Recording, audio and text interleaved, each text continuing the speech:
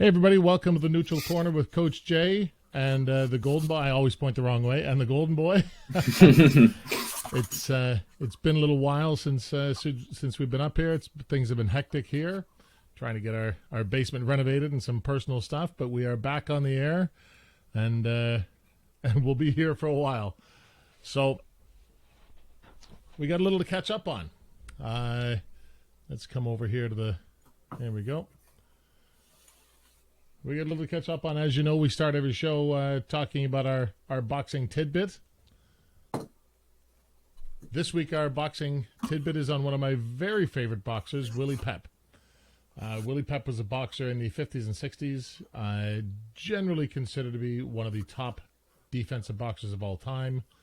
I personally put him somewhere in the top three with Nicolino Loesch and with Pernell Whitaker. To be honest, I'm pretty much okay with them being ranked 1, 2, 3, whichever order you want.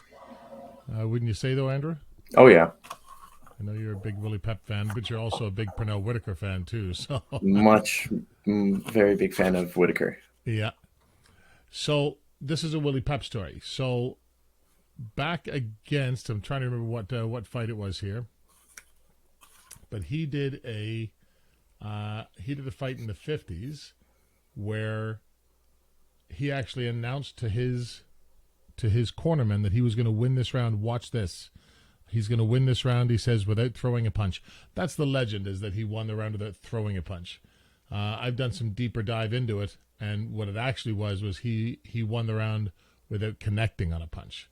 So he used a couple of punches just as a distraction, didn't actually use them to score, and they didn't score.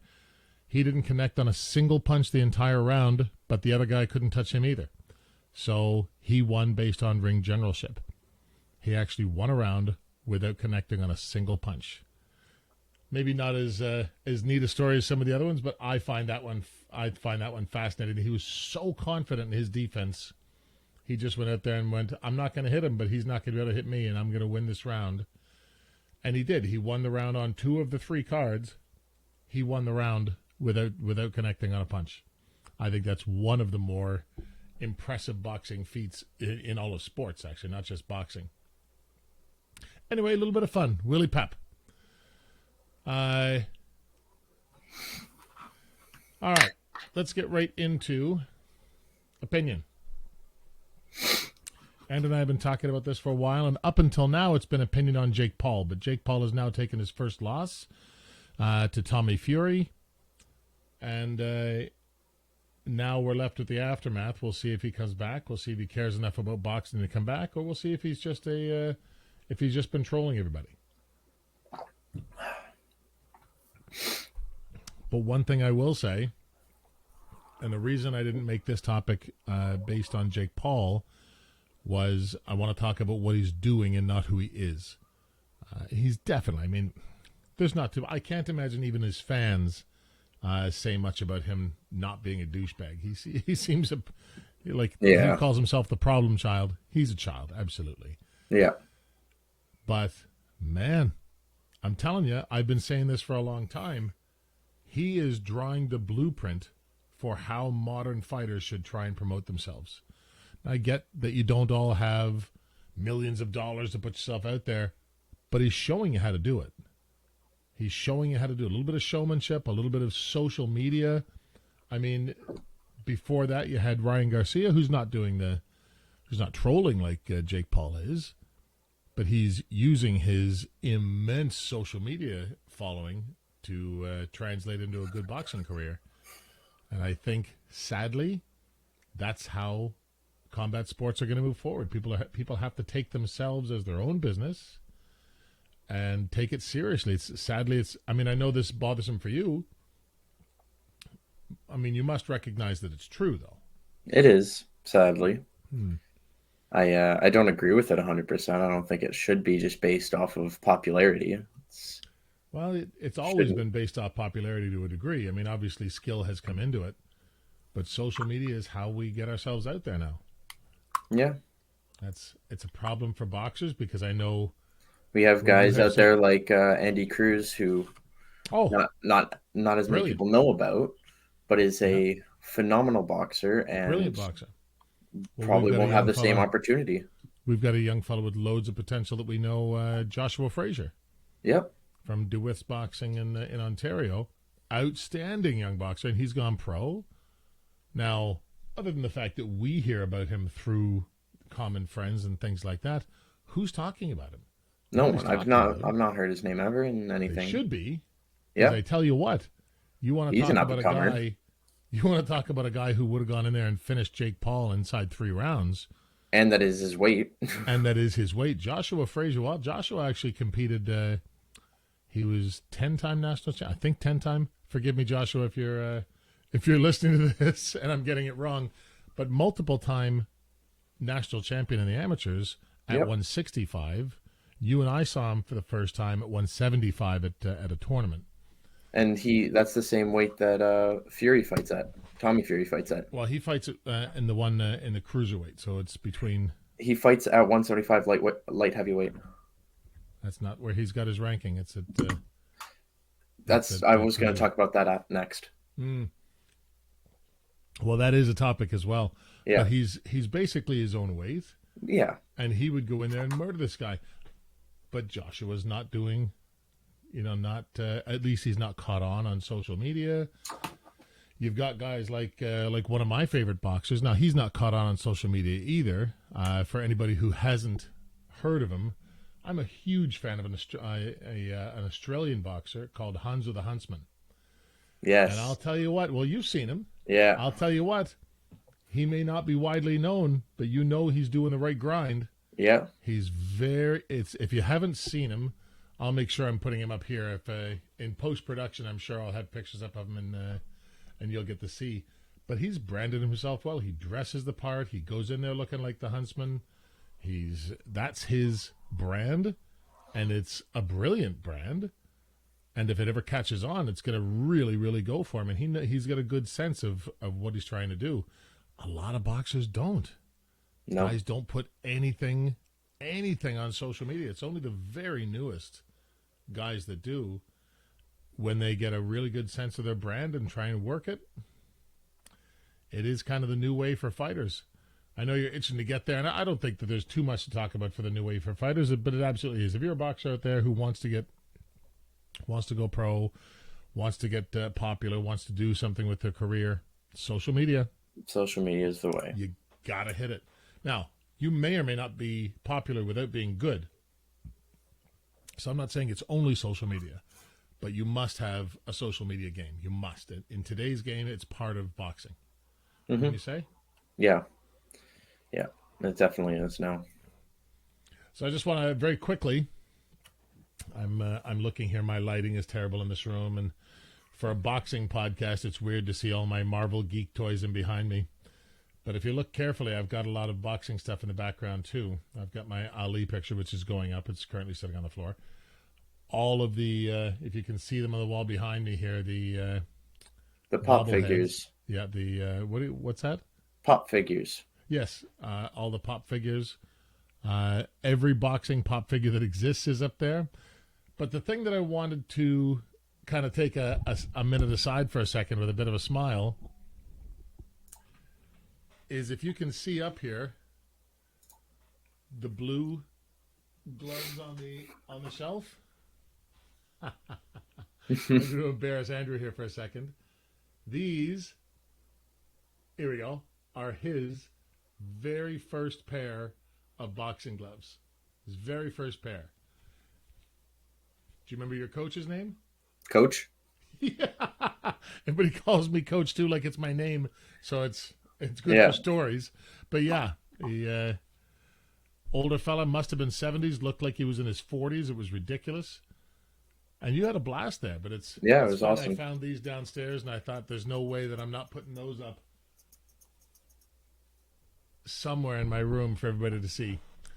So that's just a little aside there. Andrew's very first pair of boxing gloves. You want to put the next one up there, buddy? Yeah, I got that one. There it is. All right. So this one, I know I've been doing a lot of the talking here, but I know you've got a lot to say about this. I do. So to let everybody know what's going on, when Tommy Fury and Jake Paul were going to fight, and they did.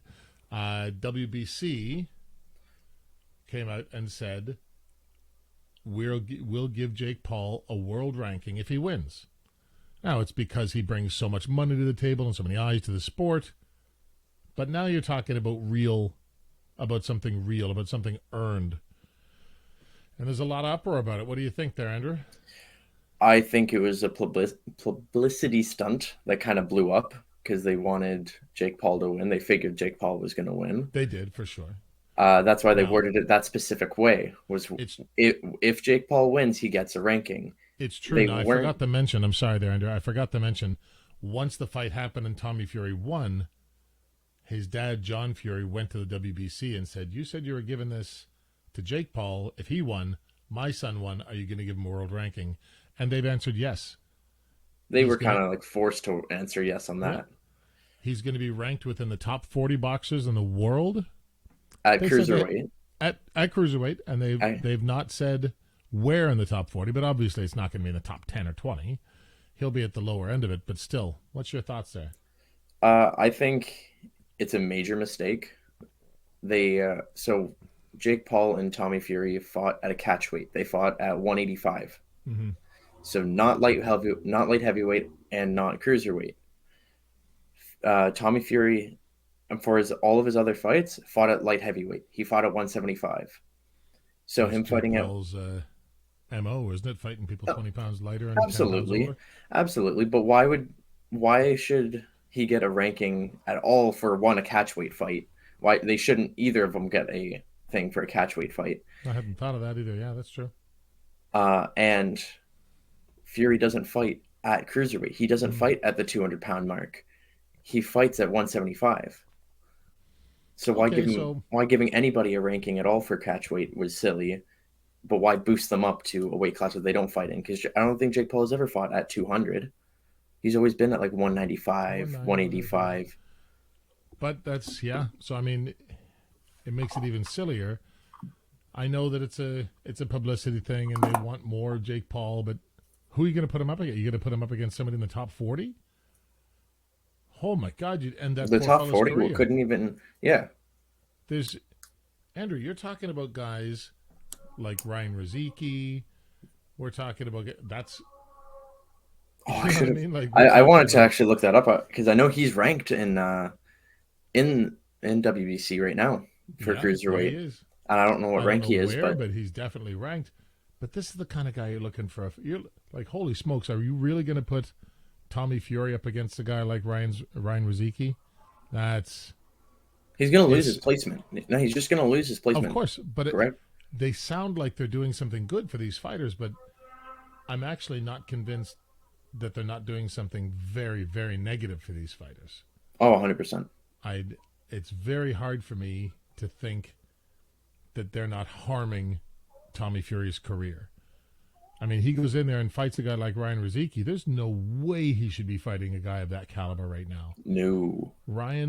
We've seen Ryan fight a number of times. Ryan would kill him. And it wouldn't be Tommy Fury's fault. Nope. He's set up to fail. And you know fighters as well as I do. Fighters all think they're the toughest. Fighters all think that they're the best. Because if you don't, why the hell are you in there? So he's not going to be hard to convince that he deserves to be on those rankings. Right. It's unless he's got a coach that's really got his ear. And if you're a ranked fighter, you can't be going around fighting guys that are outside the top 200 and stuff like that. No. I really feel like, number one, they're hurting their careers. And I feel like there's some guy out there that deserves a ranking that's not getting it because Tommy Fury's taking his spot. Yeah. Yeah, 100%. I mean, now we're getting into the Floyd Mayweather conversation when he's been very big lately on talking about there's too many belts. And this is one more argument that would prop up his argument. There are too many belts. There are so many belts now. They're giving world rankings away for free for a publicity stunt. Tommy Fury got some random belt that the WBC made. I don't know what it was.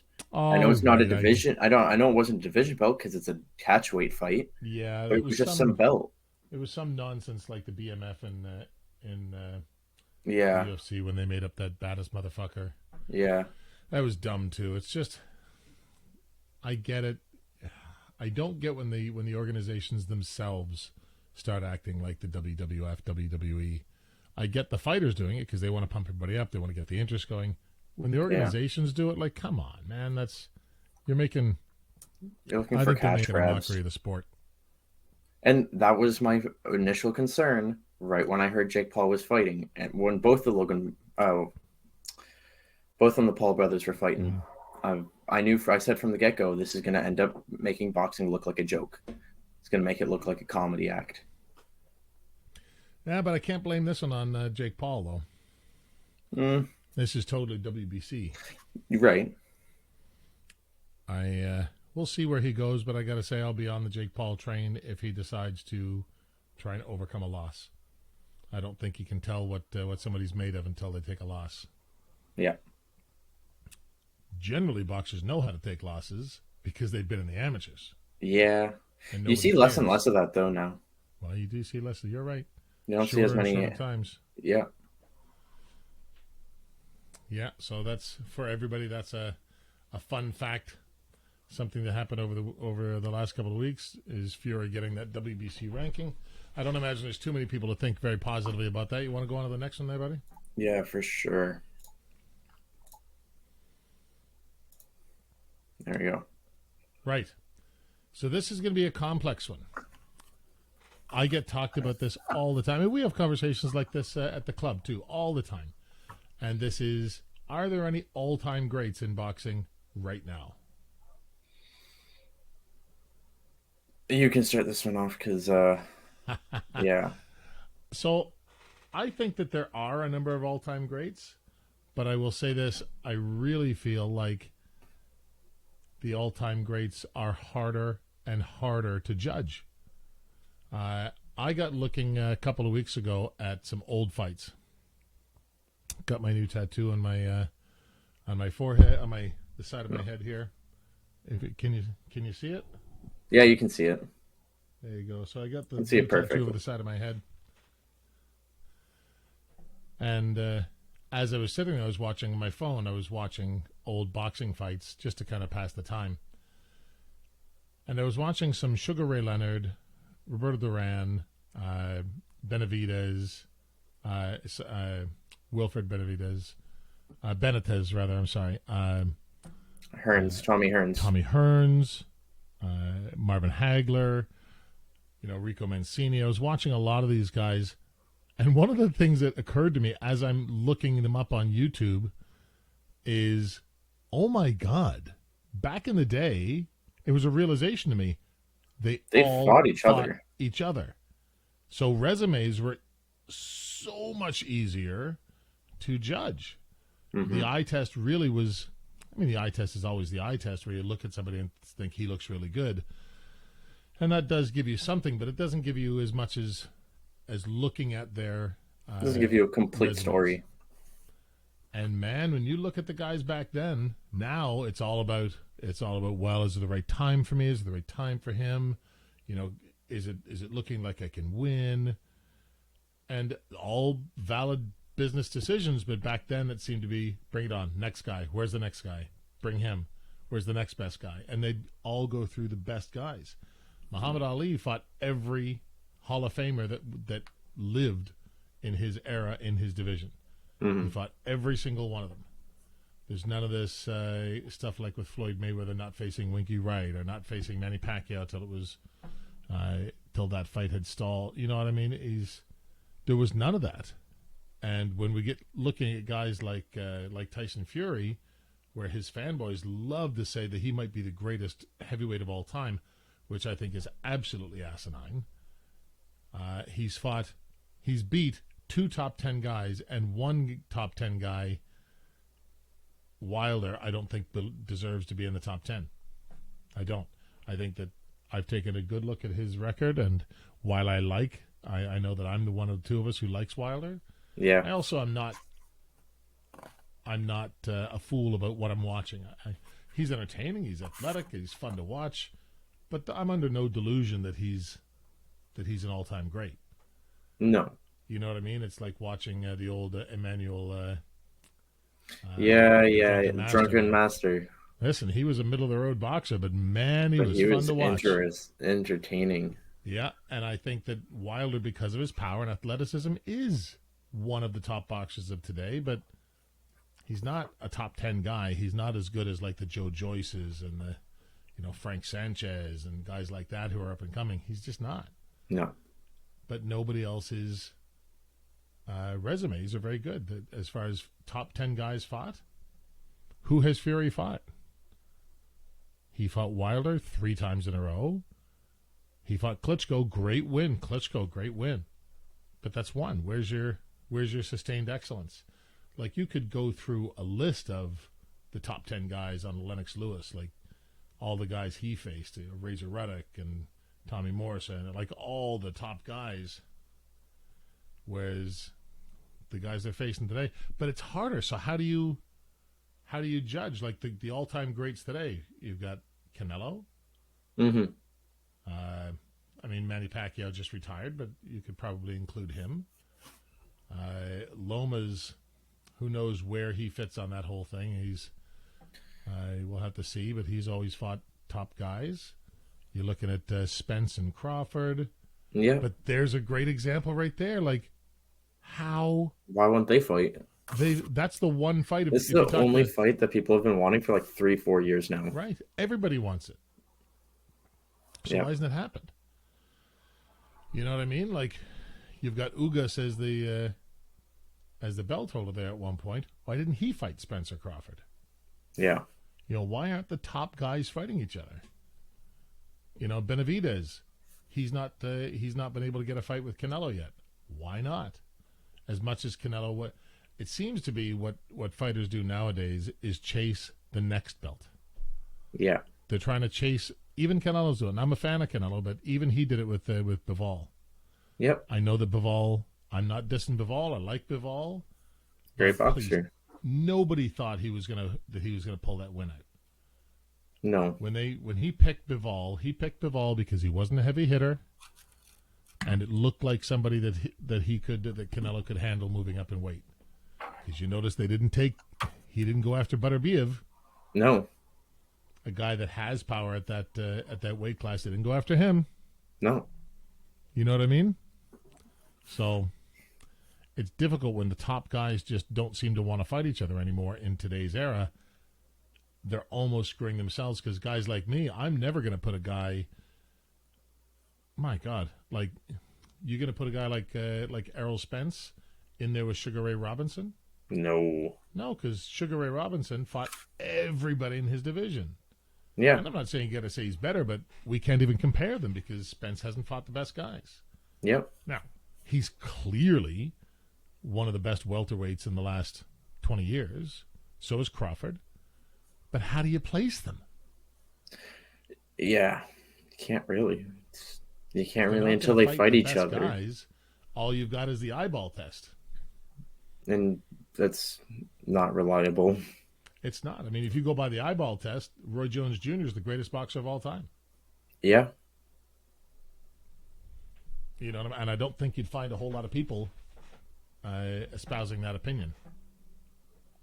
Not many. So anyway, that's a pet peeve of mine. Not everybody fights everybody. Love to see the matches that we want to see. Everybody wants to see Fury and Joshua. Everybody wants to see Spence and Crawford, Canelo and Benavidez. You know what I mean? Like Loma and Tank. I think people are tired of it. I think people are tired of this. Find one, like Kambosos. Now Kambosos had all the belts, so you got to go after him. But that's why Teofimo Lopez fought Kambosos. Yeah, because Kambosos seemed like an easy target.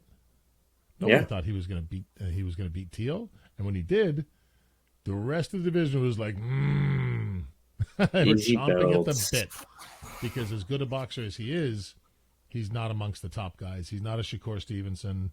He's not a Loma. He's not a Haney, Tank, Garcia. He's not any of those guys. No. But this whole don't box the best guys. There are some guys who do. Usyk and Canelo to a degree, and Loma. I don't know. It moves people out of their weight class. It moves people away from where they're good, so they can keep chasing the next. Just clean out your division. Do it 3-4 times. I don't know. Maybe that's an old school way of thinking about it, but there you go. That's the way I see it. Next one? Absolutely. All right, we're going to get into the meat of the podcast here. Yeah. Which this week is our Ask a Coach segment. Which one do you want to go with? Let's first. Go with... Okay. Sorry. Yeah, sorry. Yeah, I touched it there. Sorry. So you want to read that one out? Yes. One. Which one's this? This one is the unlicensed boxing. Yeah. Perfect. Yeah. Okay. So the question is: so I'm looking at taking part in my first unlicensed boxing event. Never fought in the ring before. I love boxing and have always wanted to try it. I have a gym where I can train with a coach, and I'm also in a gym that has bags, all the machines and weights. I'm currently 26 years old, 81 kilograms, 5'10", and I'd like to fight at 72 kilograms, maybe even lower if my weight comes off nicely.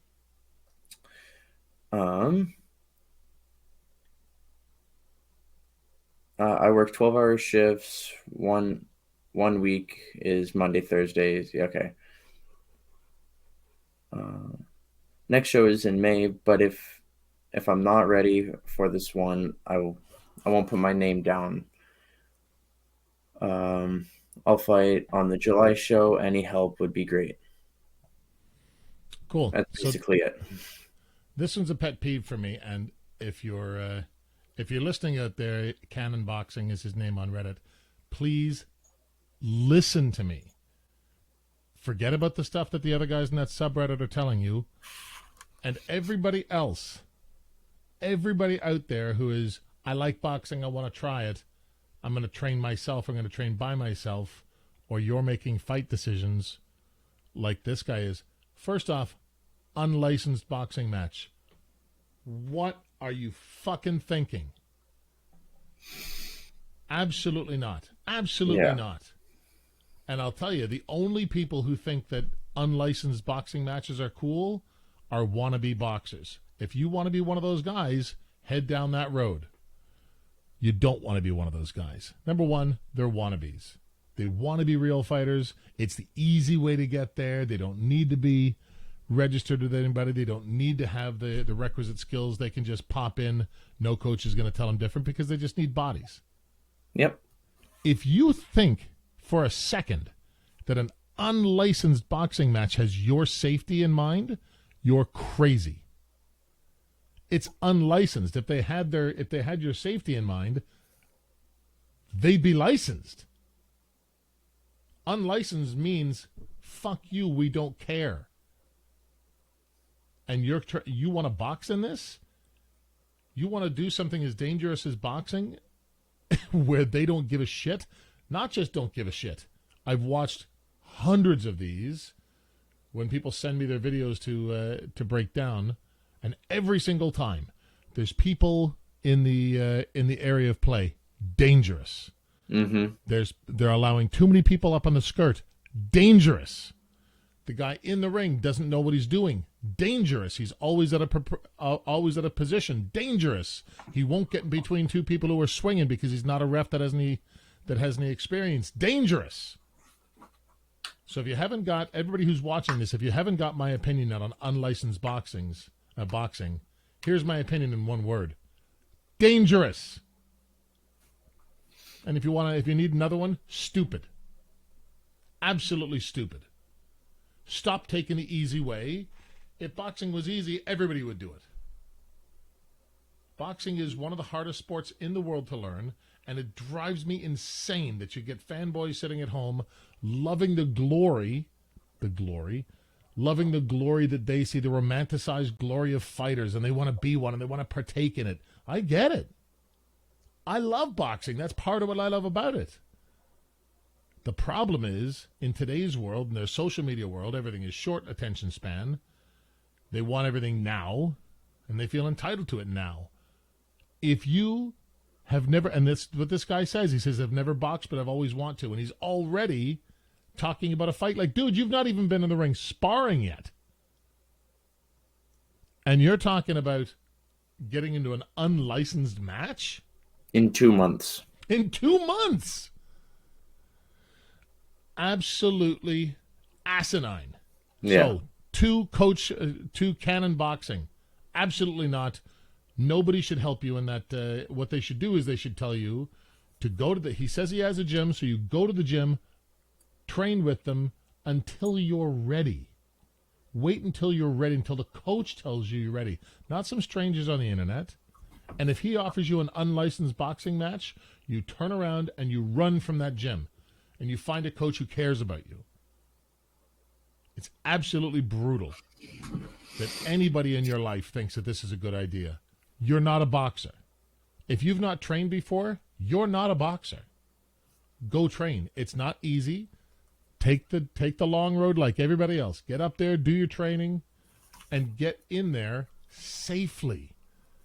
Do it in a way that your coach can take care of you. Do it in a way that the referees can take care of you.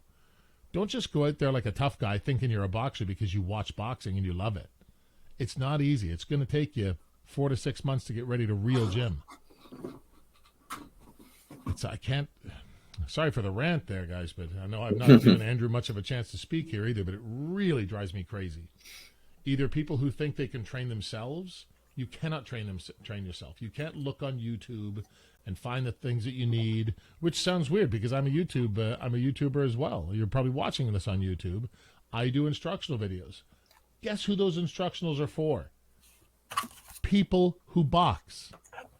People who have a perspective. They understand how the body moves. They understand how to box. When I show you this defensive drill, it's familiar to them because they do things similar to it, and they can get something out of it. If you don't box, you can't get anything out of it. All you've got is a pantomime of what you think I'm doing. Even if it looks good, in person, guaranteed a coach is going to tear you apart. You cannot train by yourself, and you cannot do unlicensed matches. You shouldn't be able to do unlicensed matches because you just decide, I like boxing, I should do that. It's extremely dangerous, and somebody should give your head a shake. I hope you don't do it there, Canon Boxing. So one final thing here, Canon Boxing. I don't want this to make it sound like I'm being overly harsh on you. I'm very concerned with the safety of this. So please don't do things where they don't have your safety in mind. Remember, when you're at an unlicensed match, there's no insurance. There's no insurance for you. If you get hurt, it's all on you. It was unlicensed. They're not prepared for that. Please be safe. All right, let's move on to the next one. All right. You want to read this one out? You want to read the question out? I'll read the little rant or paragraph that he put on. And so it's his first time sparring. So I sparred yesterday for the first time, and the first 3 rounds went all right. I was sparring with some person, roughly the same weight. He's 155, and this user is 148. So not too far off from each other. Okay. They're going about half power. He hit me but didn't rattle me too much. I then did another round with another person who was like 165. I have virtually no experience. I've been training but never sparred or fought. So I was having a lot of trouble defending the right hand and kept getting smacked with hooks. Every time he hit me, I kept seeing flashes of white and freezing up. Freezing up, and he just kept teeing off on me. I tried my best, but I kept messing up with those hooks. The rest of the day, I had a headache and felt nauseous, and I practically didn't sleep last night. Today, I feel cloudy and a little slow. Okay. So there's actually a lot to unpack here, and there's a reason why I chose this commentary. What's that first fella's, what's his name? This fella's name is Captain Flatfoot. Captain Flatfoot, okay. So I saw this, and it was very important to me because there's a couple of really important topics in here. The first thing I have to say is go immediately to see a doctor. Absolutely immediately. 100%. I just saw this post yesterday, and it's not just you've got a headache. Because listen, we've all had headaches. We've all been hit and our heads pounding for the rest of the day. It's one of the unpleasant things in boxing. Take a Tylenol, you watch yourself, but you still watch yourself. He's coming out, correct me if I'm wrong, but he said he's got brain fog. He's not thinking clearly. He's still having pain the next day. Yeah, he's feeling cloudy and a little slow. Not operating at what I'm usually Absolutely. at. These are all... And nauseous. And nauseous. That's the other one. All major symptoms of concussions. Do not screw around with concussions. There's a concussion protocol for a reason. Most boxing coaches know it, and if they don't, you shouldn't be in their gym. It's an incredibly important part of boxing, and I'll tell you what, I do not allow it. I pulled a guy out of a gold medal fight at the last tournament that we went to because he did get into a car accident in between fights, and he came in and he said the next day he was feeling a little foggy and wasn't sure. And that's it. It was just foggy. He didn't even have the nausea and the headaches. He just said, I'm feeling a little foggy. I'm like, nope. That's it, yeah. My boxers are too important to me. Listen, I train with them 30, 40 hours a week. How am I not supposed to care about my boxers? If your coach doesn't care about you enough to say you're feeling foggy and immediately pump on the brakes, you need to find another coach. Yeah. Because that's brutal. So the very first thing I've got to say to you there, Captain Flatfoot, go see the doctor. Make sure that your coach knows that you went to see him, and make sure that you are entered into the concussion protocols. There's 7 steps you'll make through it. The first step is going to see the doctor. All right. So the second thing that I have to say about this guy's post, he's having trouble. Of course you're having trouble. What do I say all the time, Andrew? What's the first step to being good at something? Not being good at it. Sucking at it. Absolutely. You're at the point right now, it's no insult. I have all the respect in the world for you because you're still courageously getting in the ring despite the fact, sorry, my light is screwed up here, despite the fact that you're not very good yet. That's courage to me. I love seeing that stuff. Now, my problem is immediately you're saying we were going at about a medium. Your very first time in the ring and you're sparring at a medium level, it's too much. When you first get in the ring, anybody who's been in the ring before, and for you, Captain Flatfoot, you've not been in there enough, but believe me when I say, if you say you're going medium strength, there's a few fight strength punches coming in every single fight. If you say that you're fighting light sparring, usually there's 2 or 3 that connected closer to full strength. This guy's moving this way, you're throwing a hook, he moves the wrong way, walks right into it. Maybe you're trying to shove a counter punch into a very small window, end up throwing it a little harder than you mean. Always happens. Yep. That's why the beginning it's important that you go light sparring, because then light to medium isn't so bad. You're like, oh, well, that was hard, but it's not going to ruin me. It's not going to make me trepidatious. Medium to hard, all of a sudden you're taking a full strength punch. Yeah, that can ruin you as a boxer. Don't ever do it again. Not until you're ready. I just wanted to I get this question all the time about first time sparring, whether it's I just don't feel I can connect, my counter punches don't connect, having trouble defensively the first time, all these different questions, they're all the same thing to me. And I believe it's because 90% of gyms and coaches do not run their boxers through the proper procedure, the proper steps to get them in the ring and to keep them as viable boxers. You don't want to put them into deep waters immediately. Everybody needs to be tested with deep waters, but you do that immediately, and all of a sudden you're making a fighter who's very hesitant, who's a little scared. So I'm going to read you something that I wrote, how to get into the ring. You drill, drill, drill until you can't get it wrong. Don't do it until you get it right. Do it until you cannot get it wrong. That helps you get the technique. Do it on pads, so then you feel what the technique feels like when you're doing it live, because pads feel a little bit more live. Then do live drills. That's going to sharpen it up. For those of you who don't know what live drills are something where if you're practicing your slipping the jab, maybe the live drill is he can throw a jab or a cross. Slip whichever one comes at you. So now I have to make a choice. I see it. I have to recognize it, decide which punch it is, decide which way I'm going to slip. Doing it live like that without too many options helps you sharpen the drill. It helps you recognize the technique when it comes.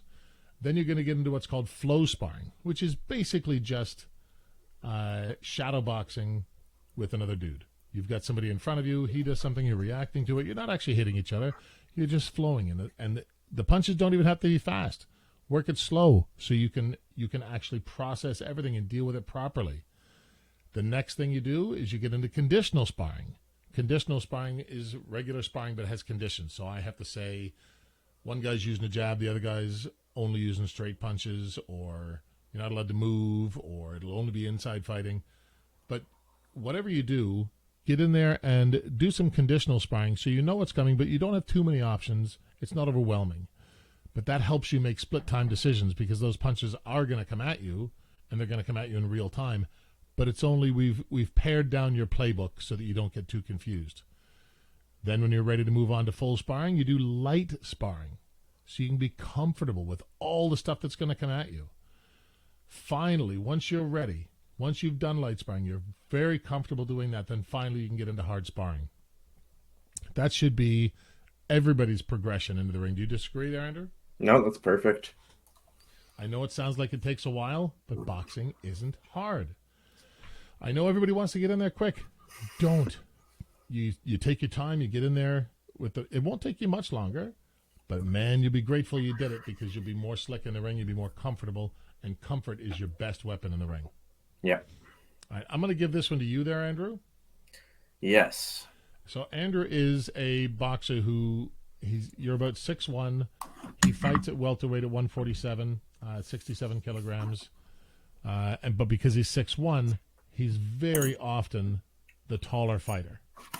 So you face this a lot. The question is from Joey UK 971. I struggle with smaller, aggressive opponents. Right. You want to go ahead? So it seems like, just from this question alone, that you're in novice or you're just sparring. With that, that means that the smaller aggressive fighter is probably just only moving forward and back. They're not going to be, more than likely, they're not pinning you down into corners by cutting you off. They're just following you around. So the way I would say would be check hooks. So throwing a check hook to get around the corner if he is directly coming straight forward and pressuring you in. Lateral movements and constant jabs with 1-2s would be the best ways that I have found to get over aggressive, shorter fighters. Mm-hmm. Yeah, I would say so. The only thing I would add to that, because you're 100% correct, use your jab, throw that jab, jab, jab, jab. You want other strikes as you're backing up. I like that you said to throw in some 1-2s. I would also throw in, I would also throw in a 6 every once in a while. Yeah. Because it crosses the plane when people change levels. And my advice to smaller opponents is change levels while you're being aggressive. So if you're just firing that jab, he's going to come in underneath your jab. So every once in a while, fire an uppercut through that level change to keep him from entering in that way as well. Other than that, I 100% agree with you. I think aggression is the first thing that boxers learn to deal with.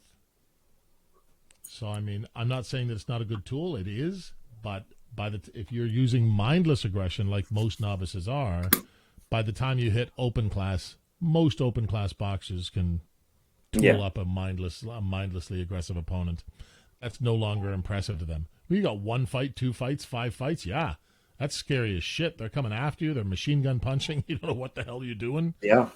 Once you hit 10, 15, 20 fights, it's not a big deal. These guys come at you like that, and you're just popping them.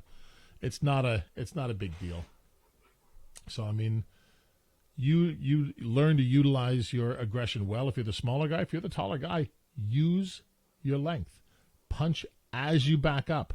learn how to back up properly. Only ever back up 2 steps until you got to move laterally. So those 2 steps are just to keep you out of range. Boom, boom, get out of range so you're not getting hit. Now you got to move. You got to move laterally. And something else I would say, if I can add one more thing there, Andrew, is I say this to my guys all the time. When you're in the workspace, which means in range of your opponent, work. Don't just sit there and stare at an aggressive guy. That's what he wants.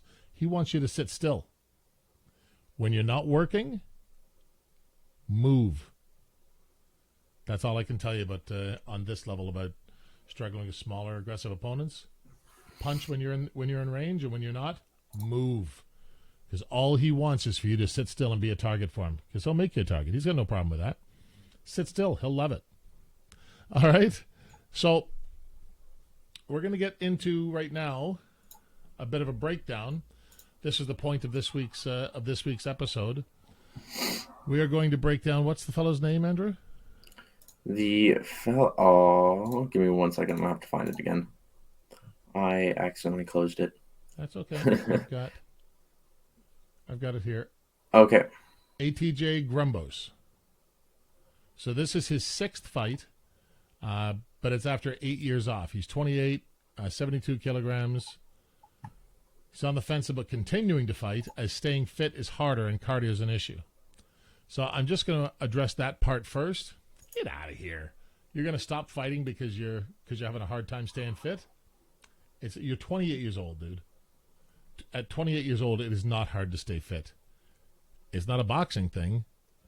Go for your runs. If you're having a hard time staying fit, it's because your fitness routine, or I guess I'm not giving you allowance for if you just don't have time. If you just don't have time, that's unfortunate, but you need to be putting forward a good 20 hours a week, 15 to 20 hours a week if you want to go anywhere in your amateur. If you just want to fight, all you got to put in is maybe 5 hours a week cardio, so like half an hour, 40 minutes a day, and then your boxing classes, you're good. But what we're going to do is we're going to watch his fight, and we're going to kind of give you our take on it as we go along. I'll tell you, I have a tendency to generally speak on technique, and Andrew has a tendency to generally speak on tactics, so we'll be going back and forth here. You ready to watch there, Andrew? Yep. All right, so just bring it up on your screen. You want me to share my screen? Nope. Okay. 3, 2... Oh, you know what? Share your screen. Okay. All of this I'm going to edit over anyway, so. Share screen. Oh, beautiful. All right, press play. Can you unmute it? Oh, yeah. Yeah, it just sounds weird. So our guy is in the red. So far, I like him. His stance. I like him moving forward with the jabs. Yeah, I like his constant steps moving forward with those. But he does short arm him. He lets him get inside. And when he moves forward, he very... Oh, that was a weak 8 count. Jeez. I find that he leads with his feet just a little bit. So he's leaning a little far forward. Yeah. But... There. See? Uses his high guard when he gets in trouble instead of movement. There's a hierarchy to defense. Feet, head, hands. And he went immediately to his last defense. Sometimes it's appropriate, but he could have avoided that just by stepping back and moving laterally. And right now he's turning to the side and he's taking some hits that he does not need to be taken. See how far forward he's leaning? Yeah. I feel like that's a good reason. Not so much there, but that's why he's taking punches.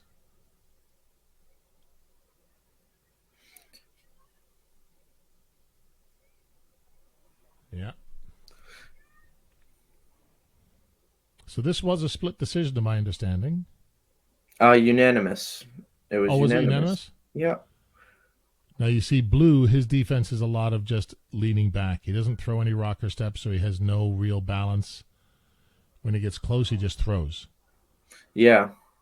So if you're the tall guy, you gotta back up. He's gotta be able to backpedal and throw that jab at the same time. Yeah. Yeah, I felt like he certainly won the round. Red won the round, but I think so. I think he did enough during the round. I think that Blue has no concept of how to cut the ring off, and if he did, that Red would be in a lot of trouble. Yeah. I mean, I like his tools. His stance generally stays, but he does it stays pretty consistent. But he's hesitant throwing his power, and honestly, he freezes when he's in trouble. Just like this right now, he's getting overwhelmed. He doesn't know how to get out of there because he's just standing there. He didn't punch his way out. Legitimately, Blue just let him off the ropes. Yep. He got tired of punching him in the face. So there you go. Can you pause that for a second? Just bring that back a little bit to just before he put his head in that guy's chest. Yeah, that should be, yeah, right there. Perfect. So watch this. He's going to put his, it's good. He's getting smashed. So he puts his head in his chest. But look right there. Immediately. He's having trouble. So he puts his head in his, just pause for a sec. He puts his head in his chest and he smothers his distance. Works. Good ring IQ to do that. I like that he did that. But you'll notice, and I'm going to get you to rewind it again there. One sec there, Andrew. 252 you should be able to do. When he wants out of there, he's smothered. He never works. He's inside. He's smothered Blue's offense, but he never throws any punches. All he does is push off this way to get away from distance. Now, Blue didn't take advantage of it, but man, that's a dangerous way to escape. Backing straight up and taking your shields. Don't forget, these are your shields. My shields are here. Now I'm using them to push you away. You go back to 252 and watch that again, how he exits. So again, I think it's smart that he went right here. Yeah, did you see that? Yeah. That is so dangerous. So dangerous. Don't push off like that. Don't get on him and push off like that. Amateurs throw so many punches. He's lucky he didn't catch a 1-2 or even an uppercut backing up like that. But again, he's lucky that this guy is a novice. Hey, keep playing. Huh? He gets right back to it. But imagine how much less this guy would be coming forward had he put his hand in his chest and worked him a little bit on the inside and then left. Yeah. Now he's thinking, well, there's or nowhere punching off on the way out. Punching with a 1-2. Punching off the break. You're right. Yeah, again, right there, and his hands are down. But look, he freezes and gets anytime it's not his turn. That actually was nice. That was a nice pivot out. I mean, it was meant to be a check hook, but in the he tried to do a little pull counter. I like that. Didn't work, but I liked it. I do like his entrances with his jab. Sorry, his it would make it a little bit nicer if he followed up with first step jab, second step cross, 1 foot, other foot. I will say this. Oh. I like his initial punch. His first punches are good, but he freezes. Yeah, he finds his way in, and then he gets lost. Yeah, but I will say this: he gets lost. Now this guy's pivots off again, but again, his first jab looks great, and then he gets punched. Yeah, I find that. I think overall it was. Yeah, I find the same thing, that his entries are very nice. He enters under cover of offense, whether that's a 2 or a 1, usually a 1. And he gets out relatively quick, kind of. But you're right, he's not throwing any other offense in there to make the guy wonder what he's doing. It's very straightforward. And honestly, if I'm that Blue guy's coach, I'm just going to tell him cut off the ring and move forward, because he freezes. And when he freezes, don't give up. Fire and fire and fire, and don't stop firing until they give you an 8 count. I think that was a mistake by Blue corner. Yeah. Anything else from you before we move forward? It's just that cross. If he followed up with that cross, it would make it a little bit nicer for me. He's leaving a lot of points on the table. but he's also taken a lot of hits that he doesn't need to take. Yeah. Let's go. Apparently that's his friend. Here we go, last round. He's got the height and length advantage. Yeah, but he wants to throw the power shots. And look, immediately, but he's not going to work. So how many punches did he take that he didn't need to? He just hid behind that. Folks, if you're watching at home, pause just for one more sec. Understand that there are good times to use a high guard. But if you're using your high guard all the time, one of the things I tell my guys, and even at the gym when we're sparring, is if you get a guy, we've got guys with really good high guards, and they'll utilize their high guard and they'll throw out of it. This guy's not. He's doing what we call hiding behind his high guard. He gets in there and he just waits to weather the storm.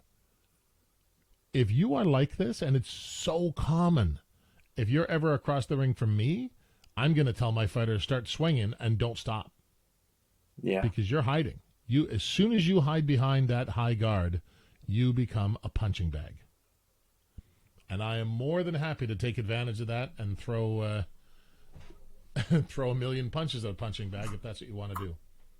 Oh. A few minutes later. All right, everybody. Sorry about that. We had some technical difficulties on Andrew's end. He had an errant foot that pulled out the plug in his computer, shut everything down. So for the last 20 minutes, we've been struggling trying to get this back up. We're back up. And let's start going again here.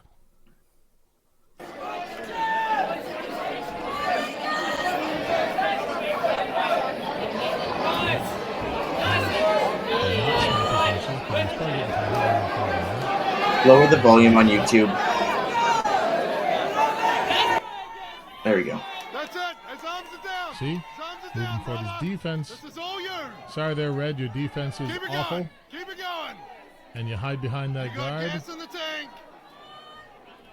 Oh. Nice he's cross. He's got some nice crosses. I like his stance. I like Hold his tight. style. All I would say was when he gets on the ropes, he needs to get into a better posture because he stands really far upright and his feet go does. side by side, so then he has no weight forward. Absolutely. And you should be sinking. Get in Yeah. there, sink down into your, and he's getting you on the ropes a lot. And you may be losing this round because of it. This is what he should have been doing the whole time. Tight, brother. So I would say he probably lost that last round, Red. Yeah.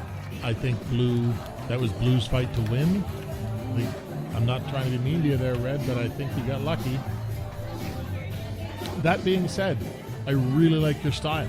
So don't take that the wrong way. I really like your boxing. Let's go out of that. Stop screen. There we go. I really like your boxing. I like your entries, like Andrew said, your ones and your Yeah. twos. Your three is you need to work on that, being able to fire that out a little bit more quickly. I wouldn't fire that as a first shot for now. Set that thing up. I would work on combinations and defensive responsibility. To be honest, when you start getting overwhelmed, you turn into a punching bag with that high guard, and you really don't look to strike back. Start trying to figure out how to change levels in the middle of your combination. 1-2, change levels, let a couple of punches go overhead, then come back up with some more. Yeah. You've got to find a way to follow up. You got to find a way back 2 steps, get around the corner. Because right now you're good moving straight forward, you're good moving straight back, but you can't move straight back for very long. This kind of fight you'll only win this kind of fight for the next 1, maybe 2 fights until you start getting into. This is your 8th fight. By the time you hit 11 fights, Sixth. Was this 6th? Oh, Yeah. 6th fight 8 years ago. Yes. By the time you hit your 10th fight, don't ever expect that this will win you another fight. Yeah. In open class, people will cut you off. And that's what happened in the last round. Because you're not moving laterally, you had a hard time dealing with it. Start drilling how to punch out of your high guard. Start drilling inside fighting. So when you smother that guy's offense, you can throw some offense to the body and make him think that on the outside isn't the only place you're dangerous. You don't have to stay there long. Throw a couple of good body shots. Punch off the break so that you're not just open. So when you push off to get back into space again, push off 2-1. You know what I mean? As you back up. So you give him a couple shots. Doesn't even matter if you hit him. If you miss him, but it makes him react, it keeps him from coming after you. So that's what I would say moving forward with that fight style. I like your fight style. I'm gonna sound mean here. I don't think that this was a particularly good performance for you, because I see what you're capable of, and you're capable of more than this. Your stance is good. You're athletic, so you should be able to move laterally. I think with a very small amount of coaching, you could take a performance like that and turn it into a really good one. Yeah. What's your thought there, buddy? No, it was all the right stuff. Just the getting stuck on the ropes is a big one. So finding your ways off and finding your posture on the ropes. I mean, obviously, we don't want to get stuck on the ropes, but there's a rule. It will happen. There's a rule in my club, and Andrew will tell you. What's the rule about getting on the ropes in my club? You have 3 seconds to get off. Even on the third that. second. The best. Don't get on them. Don't get on the ropes. Don't, which means be aware of where the referee is. Be aware of what your opponent's trying to do. If he's trying to cut you off, you need to know immediately. Your first job has got to be, how do I get back to the center of the ring? You have to be thinking that way. You cannot let him start moving you back towards the rope. Your lateral movement, your feet have got to keep you safe. But I think that your style shows that you can do exactly that. So yeah, I think all the stuff that we're talking about, I think with the right coaching, I think you can easily do all that stuff, because it seems to be well within your capabilities. So I hope that helps. I hope that helps. Try and hit subscribe, like, and follow. We're trying to hit the next 1,000 marker. So we're looking to hit 2,000 followers. It certainly helps us a lot. The more that you can subscribe, like, and follow, find us on Instagram and TikTok and Facebook as well. The more that you do this, the more that I'm able to come in and do this. And to be honest, the higher follower count we get, the better guests that we can bring to you. Now, hopefully very soon, in the next couple of shows, we'll be bringing on one of our favorite fighters, former title challenger Ryan Ruzicki, and in my opinion, one of the best female amateurs in Canada. She's a world-ranked amateur, Katie Clark. A lot of fun. We're going to have her on here. We're going to talk about the struggles that women face in amateur boxing, and in any coach sport. It's become a big deal. So we're going to talk about her with that. So definitely keep an eye open. Hit that subscribe, like, and follow. We'll be able to get better and better guests for you. Let's try and hit that 2,000 followers. All right. That was fun this week. We'll give you a goodbye from Coach Jay and the Golden Boy. Train hard.